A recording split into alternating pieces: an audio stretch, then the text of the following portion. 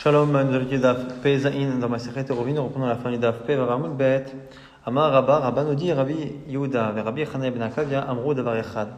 Rabbi Yehuda qu'on a vu dans la Mishnah et Rabbi Chananya ben Akavia disent la même chose. Rabbi Yehuda Hadamara, c'est ce qu'on a vu que lorsqu'il y avait un puits et qu'il y avait un mur qui passait au-dessus, même si le mur ne descendait pas, qui était flottant, c'était quand même autorisé. Rabbi Chananya ben Akavia, eh bien, c'est plus ou moins la même chose, mais dans une braïta. Tanya Rabbi Chananya ben Akavia, Omer, Gzustra, Sheshba, Arba Amot, Al Arba Amot. On a un balcon qui fait 4 amot sur 4 amot.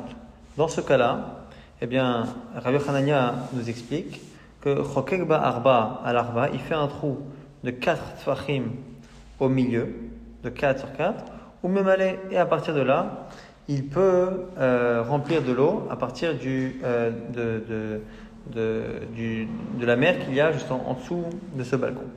Alors là, j'encourage d'avoir des dessins sur la Masechet Eruvin pour comprendre un peu le système, mais en gros, puisqu'on a 4 amot sur 4 amot, ça revient à avoir un carré de 24 tfachim sur 24 tfachim. Donc c'est-à-dire que si au milieu de ce carré de 24 sur 24, on fait un trou qui fait 4 sur 4, ça veut dire qu'il restera dans le grand carré, autour de ce petit carré, il restera autour de ce petit carré à chaque fois des distances de 10 de part et d'autre.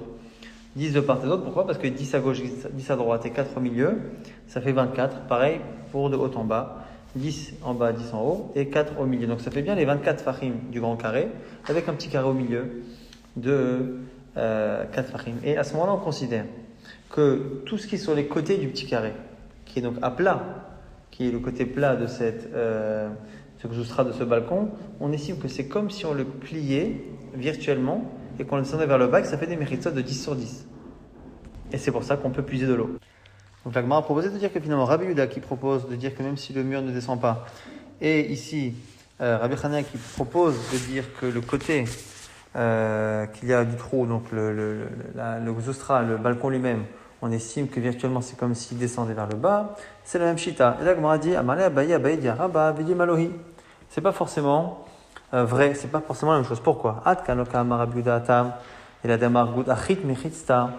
Rabbi Yehuda dans la Mishnah qu'on a vu, il y a déjà une Mechitsa qui descend, c'est le mur. Simplement, elle ne descend pas jusqu'en bas. Et virtuellement, lui, il propose de l'imaginer descendre jusqu'en bas. Donc en fait, il étire la Mechitsa vers le bas, mais une Mechitsa qui est déjà existante. Aval, Kof, Vegoudlo, mais peut-être que dire que virtuellement on prend une surface plane et virtuellement on la plie comme pour la mettre vers le bas et en plus après on l'étire encore plus bas, une fois qu'elle fait 10 on l'étire vers le bas, c'est deux choses qui ne sont pas forcément liées. Et alors, on pourrait dire à ce moment-là que celui qui pense la deuxième pense forcément la première et pas forcément. Pourquoi? Et peut-être que même Rabbi Chananya ben Akavia, qui a là-bas fait effectivement kof, c'est-à-dire qu'il a déformé virtuellement le sol et en plus il a étiré la mechitza, là-bas c'était parce que c'était le lac de Tivaya. Donc là-bas c'est spécial, que là-bas la mèche à Tivaya, au il vieshla, au ganim, ayarot, kafefiot, tout autour, il y a comme ça des jardins, des choses qui sont fermées, qui entourent le lac de Tivaya. Et la makifotota, c'est peut-être pour ça que comme le lac lui-même il est entouré, d'une certaine manière, c'est moins problématique que pour une source d'eau classique. Aval bish'am et motlo, mais peut-être que pour d'autres sources d'eau, non. Donc en gros, ce que dit Rabbi Chananya ben Akavia n'est peut-être pas forcément compatible avec Rabbi Yehuda, et inversement. Donc Amar Abaye, et au passage Abaye rapporte d'autres cas de Rabbi Chananya, où il y aurait Rabbi Chananya ben Akavia, Aïta smocha la kotel, pachot mishloshat fachim, donc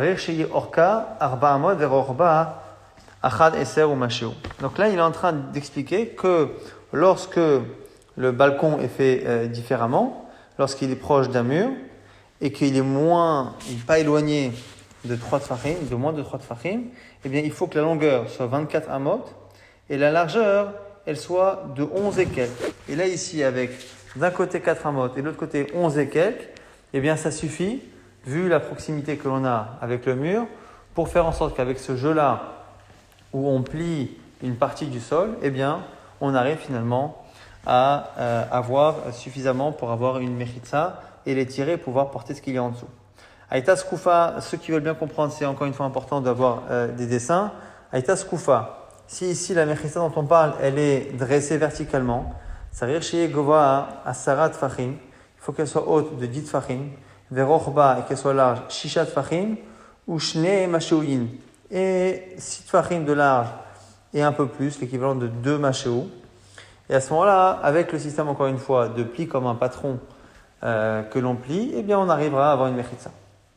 Et Amar Ravuna Bered Rav Yoshua, autre cas, Aïta Omedet Bekeren Zavit, si ce balcon se situe là-bas dans un coin entre deux murs, ça veut dire chez Egov à Sarat Fahim, il faut une hauteur de 10 Fahim, Rochba, une largeur de 2 Fahim, ou Shne Mashoyim.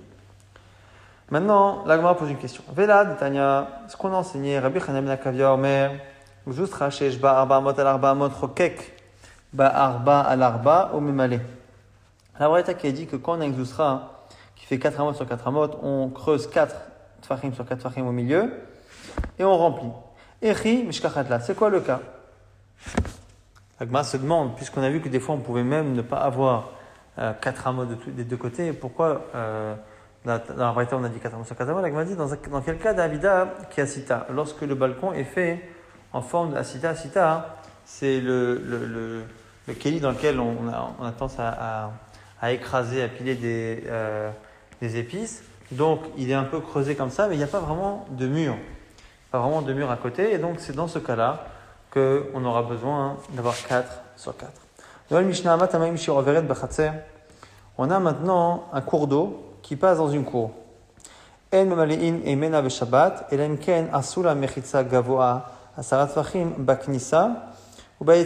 cours d'eau qui passe dans la cour, on ne peut pas puiser de l'eau parce qu'il y a des carmélites, sauf si on a fait une mechitza dans l'eau.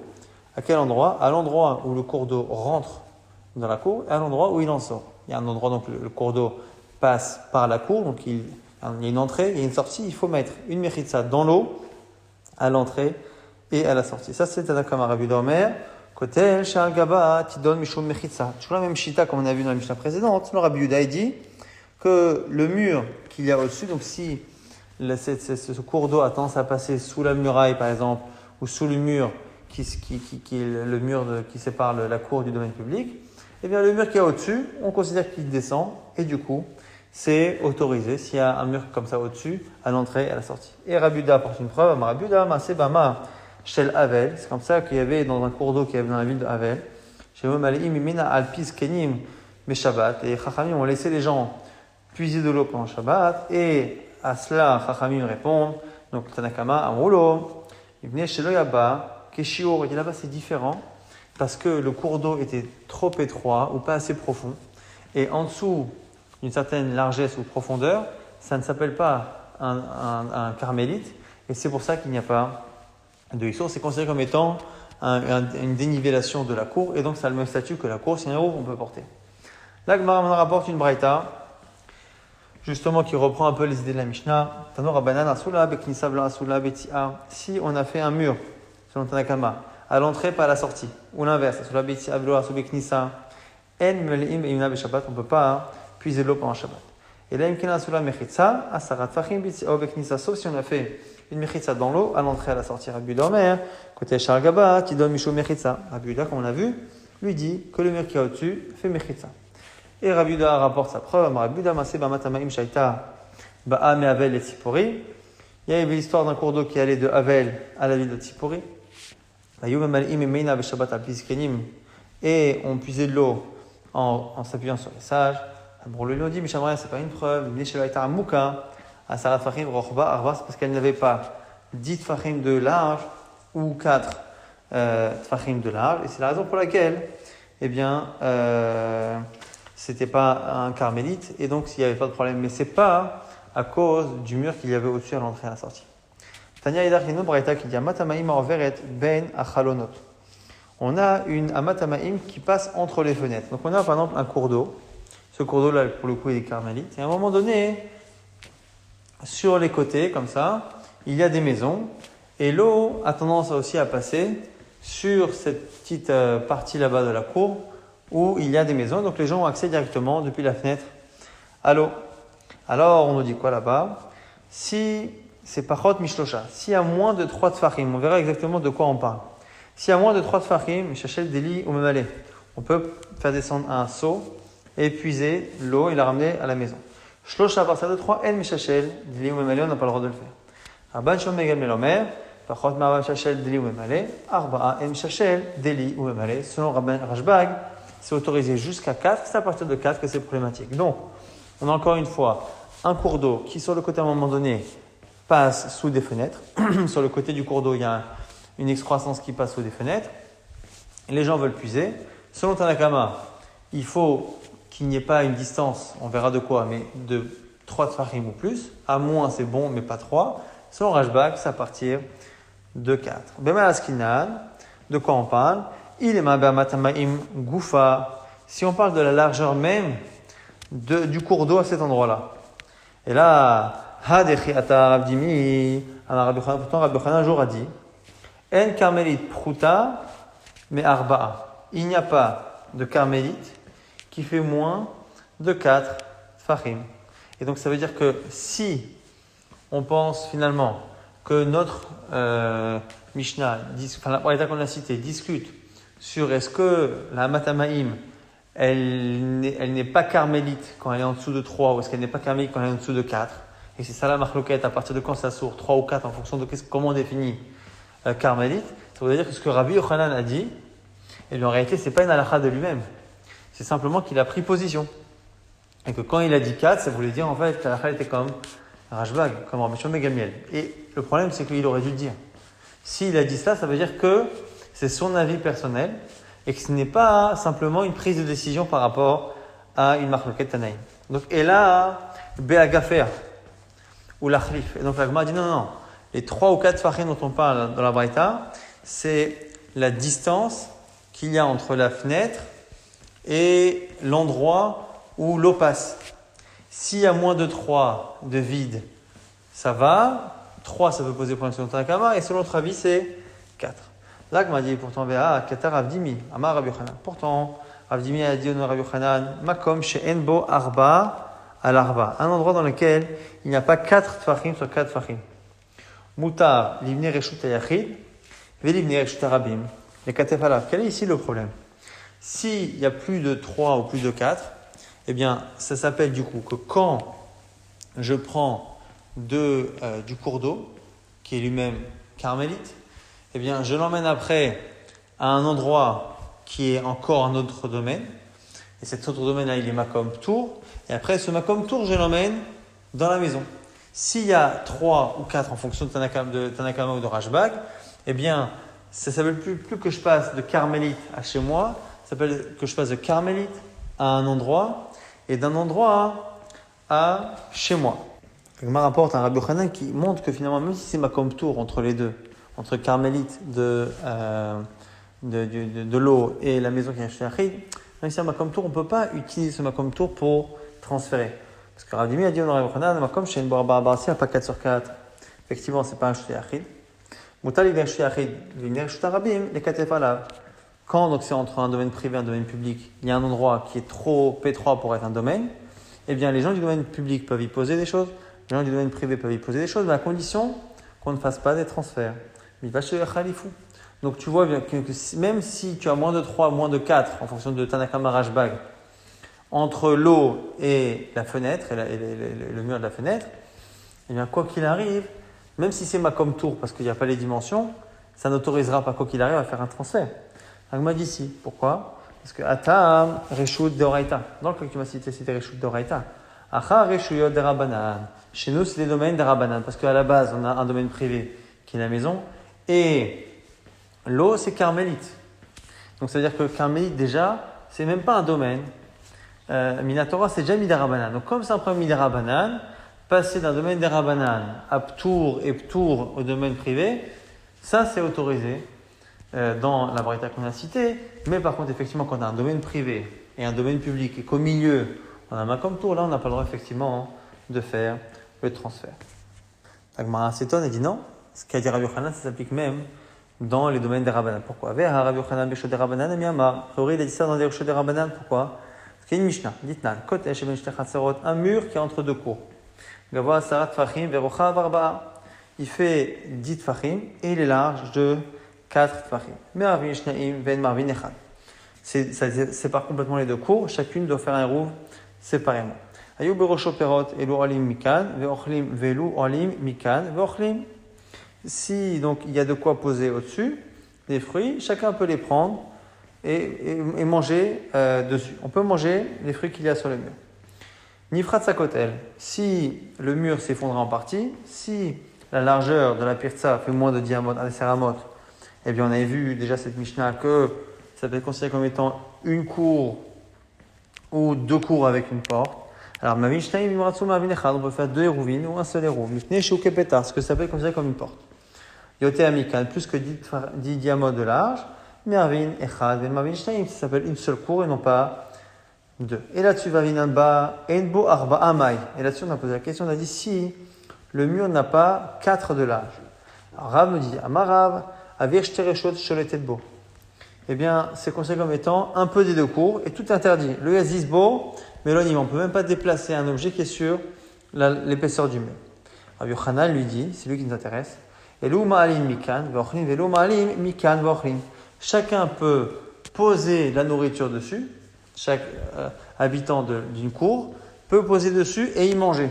Mais ça donne bien l'impression qu'on ne peut pas déposer dessus et après transférer dans l'autre cour. Or pourtant ici, le problème qu'il y a entre 2 cours, c'est qu'un problème d'Arabanan, entre un acheté achid et un acheté achid, c'est que un problème ici d'Arabanan. Donc tu vois bien que le problème de Rabbi Yochanan de ne pas transférer par un makom tour, ça reste quelque chose qui s'applique même dans les halachot des Rabbanan. Donc on ne comprend toujours pas comment, dans la braïta qu'on a citée, comment on peut passer de Hamat Hamaim à la fenêtre, même si l'endroit qui les sépare entre les deux est trop étroit et est un makom tour, ça devrait être interdit même selon Rabbi Yochanan. Rabbi Yochanan, il a sa chita. Parce que Rav Dimi est venu d'Eretz Israël, il a dit à Rabbi Yochanan, makom she'en bo arba al arba, mutal l'idée arabim. C'est sa chita, que quand il y a un endroit qui est trop étroit, eh bien, les gens de chaque domaine peuvent poser dessus, mais on ne peut pas transférer. Donc, c'est-à-dire que l'alacha qu'on a vu dans les Reshot de Oraita a été appliquée à un cas de 2 cours, qui est donc un cas des Rabbanan. L'Agma a dit, tu sais, il y a une différence. Là, ce que tu as rapporté, c'est Rav Dimi qui a cité Rabbi Yochanan. Nous, ce qu'on a expliqué par rapport à la Braïta, c'est Zeiri. Haï, Zeiri. Et donc, on aurait une marque ici dans les élèves de Rabbi Yochanan sur la banane de Rabbi Yochanan. Zeiri penserait que, selon Rabbi Yochanan, on peut poser de part et d'autre, mais on ne peut pas transférer. Et nous, on dirait qu'il y a une autre possibilité de comprendre que c'est finalement même un transfert. En tout cas, et pour Zeiri, pour Zeiri, il faut comprendre. Ou Zeiri, Kashira, comment tu comprends cette braïta qui autorise à passer de la hama jusqu'à la maison quand il y a moins de 3 ou moins de 4 de largeur. Lui, Zeiri, reprendra la première explication et qui dira que 3 et 4 de largeur, c'est une référence à la largeur de la hama tamaïm elle-même, pour savoir justement si c'est carmélite ou pas. Et on avait dit, mais si c'est cela, ça veut dire qu'en fait, ce qu'on avait cité au nom de Rabbi Yochanan, eh bien que donc Rabbi Yochanan, ce qu'il avait dit par rapport justement à la mesure du carmélite, ça revient à la marloquette qu'il y a dans la Braïta. Et vers Rav Dimi, effectivement, ce qu'a dit Rav Dimi de Rabbi Yochanan, c'est une marloquette Tanaï, et donc c'est finalement comme ça que pour Zéri, il faudra comprendre Rabbi Yochanan. Et la Gemara, pour du coucher, a dit Veteheve kichore carmélite. La Gemara dit, mais pourtant, quand il y a un endroit qui est carmélite et qu'il y a un trou qui donne vers le carmélite, le trou qui donne sur l'endroit qui est carmélite, le trou lui-même est carmélite. Donc, ici, comme on a un fleuve et que ce fleuve-là, il est carmélite, même si à un moment donné, un petit endroit du ruisseau qui est fin, comme ça, entre 2 fenêtres, et qui fait moins de 4 ou moins de 3, eh bien, il devrait être associé au carmélite, comme un trou qui est dans le carmélite, et être lui-même carmélite, donc ça ne devrait rien changer. Abayama Baravin, Veravi Chanina Baravin, d'abord les deux disent En Chorin et carmélite. Il n'y a pas de din de Chorin pour le carmélite. C'est-à-dire que comme carmélite, c'est quand il sort des Rabbanan, cette idée que le trou qui donne sur un domaine a le statut du domaine, c'est pas valable pour carmélite. Autre réponse, Ravashi Amar, Afilu Tema Yesh Chorin et carmélite, même si tu es d'accord avec ce din-là, C'est pas pareil quand le trou il est collé à un mur, collé à un endroit. Et ici, la matamaïm, elle est séparée géographiquement du ruisseau. Et donc, c'est la raison pour laquelle on ne pourra pas dire que c'est carmélite. Autre réponse pour comprendre la Braïta, Rabbi Nama, que Gondavala Nifke Apuma. Lui dit que la marloquette sur 3 et 4 là-bas entre Rashbag et Tanakama, c'est par rapport à autre chose qu'on a fait. Donc la Mechitza à l'entrée du cours d'eau et à la sortie du cours d'eau de la cour, eh bien on a élargi un peu le mur, on l'a un peu distancé du cours d'eau. Et cette distance-là, justement, c'est une marloquette qu'on a déjà vue à plusieurs reprises. Est-ce que, à partir de quelle mesure de vide on considère qu'on ne peut plus remplir ce vide et que ce vide-là fait un écran? C'est la voûte. Est-ce que c'est 3? Est-ce que c'est 4? C'est ce marloquette qu'on trouve ici. Le vide qui fait écran entre le mur et la Hamatamaïm. Est-ce que c'est 3 qui pose un problème ou est-ce que c'est 4 qui pose un problème? On a une nouvelle Mishnah, Zustrashi le Malamina Maïm, un balcon au-dessus de l'eau, Enmalim et Mena Shabbat. On ne peut pas remplir de l'eau pendant Shabbat. Et là, Imken Asula, Mechitza Gvoa Asarat Fachim. Sauf si autour du trou, on a fait une Mechitza de 10 Fachim. Ben Milimara, Ben Milimata, que ce soit au-dessus du trou ou en dessous du trou, on fait descendre jusqu'en bas. Et on a déjà vu aussi le cas suivant. 2 balcons l'un au-dessus de l'autre, Asula Yona Vela Asula Tartona, Shtem Asurot. On a fait le système du trou et de la Mechitza sur le balcon supérieur et pas sur l'inférieur. Et bien les deux sont Asurot, à Charvou, sauf s'ils ont fait les roues tous les deux. L'Agma nous dit Matnitin, Nelo ke Hanania ben Akavia. Notre Mishnah n'est pas comme Hanania ben Akavia, parce qu'on a vu que Hanania ben Akavia ne demandait pas de Mechitzot vertical, il utilisait le sol horizontal qu'il y a autour du trou pour le plier virtuellement vers le bas et faire des Mechitzot. Donc, des Tanya, ce qu'on a vu effectivement dans une braïta, Hanania, ben Akavia, Omer, Justra, Sheshva, Arba, Al-Arba, Amot, Chokekba, Arba, Al-Arba, Tfachim, ou Memale. Il suffit de faire un trou de 4 Tfachim sur 4 Tfachim au milieu d'un balcon de 4 Amot sur 4 Amot pour que ce soit caché. Amar Rabbi Yochanan Mishur Rabbi Yossi ben Zimra. Lo iti Rabbi Yochanan ben Akavia ela beyama shel Tvaya. Et on nous précise qu'on avait déjà vu un peu plus tôt qu'effectivement Rabbi Yochanan ben Akavia n'autorise que dans le lac de Tiveria là-bas, parce qu'il y a autour des jardins, il y a des choses qui finalement font office de muraille. Aval Mishar Memot, l'eau, mais pas dans les autres sources d'eau. Maintenant, on rapporte une braïta. Tanoura Banan, il y a 3 choses que Rabbi Yochanan ben Akavia a autorisées aux habitants de Tiveria. Il a autorisé à puiser de l'eau depuis un balcon pendant Shabbat. Et Tomnin, Ba'atza, il a autorisé à enfouir les fruits, on verra ce que c'est, dans des déchets comme ça qui proviennent de graines pendant. Donc c'est ce qu'il a autorisé. Ou Mistafgin, Ma'aluntit, et pendant Shabbat, il a autorisé à se sécher avec une serviette pendant Shabbat. Donc c'est 3 autorisations que nous verrons dans le daf de demain.